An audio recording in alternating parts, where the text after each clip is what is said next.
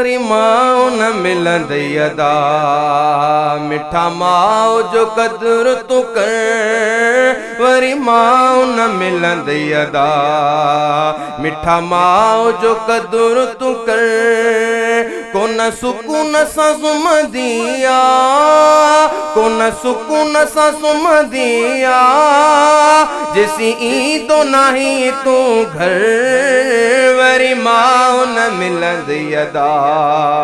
मिठा माओ जो कदर तू कर वरी माओ न मिलंदई अदा।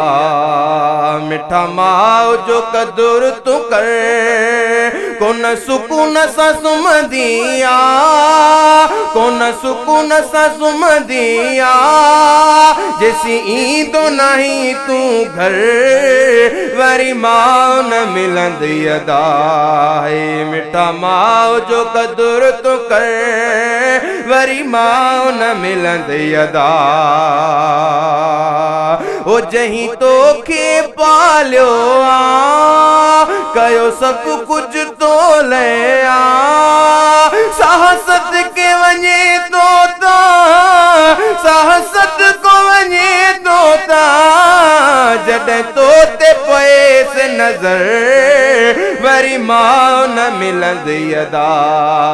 मिठा माओ जो कदर तू कर वरी माओ न मिलंदई अदा। मिठा माओ जो कदर तू कर कोन सुकून सां सुम्हंदिया जेसी ईंदो नहीं तू घर वरी माओ न मिलंदई अदा। शल मोटी अचे खैर सां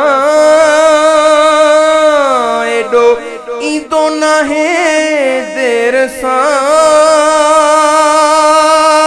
घुरे दुआऊं वेठी हर हर घुरे दुआऊं वेठी हर हर बंद कोन कंदी आदर वरी माओ न मिलंदई अदा। मिठा माओ जो कदर तू कर वरी माओ न मिलंदई अदा। मिठा माओ जो कदर तू कर वरी माओ न मिलंदई अदा।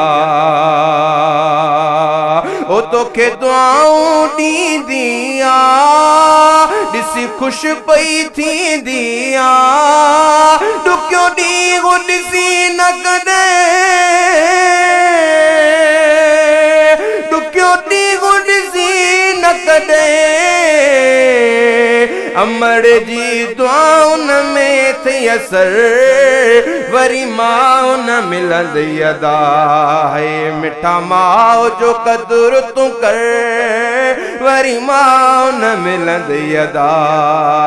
मिठा माओ जो कदर तू कर वरी माओ न मिलंदई अदा। हाणे जवान सदाई थो घणो पाण खे भाई थो अड़े उहो वक़्तु वई विसरी उहो वक़्तु वई विसरी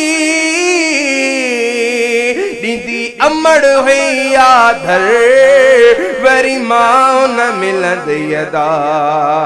मिठा माओ जो कदर तू कर वरी माओ न मिलंदई अदा।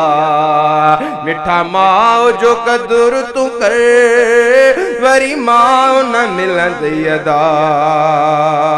शान शहज़ादो छा लिखे अमड़ ॾुखियो ॾींहुं कॾहिं न ॾिसे इहे यारी जा दुआऊं इहे आरी जा दुआऊं काइम रही छांव छपर वरी माओ न मिलंदई अदा।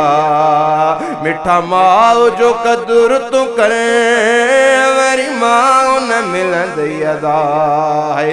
मिठा माओ जो कदुर तू कर कोन सुकून सां सुम्हंदिया, कोन सुकून सां सुम्हंदिया जेसी ईंदो नहीं तू घर वरी माओ न मिलंदी अदा है। मिठा माओ जो कदुर तू कर वरी माओ न मिलंदी अदा।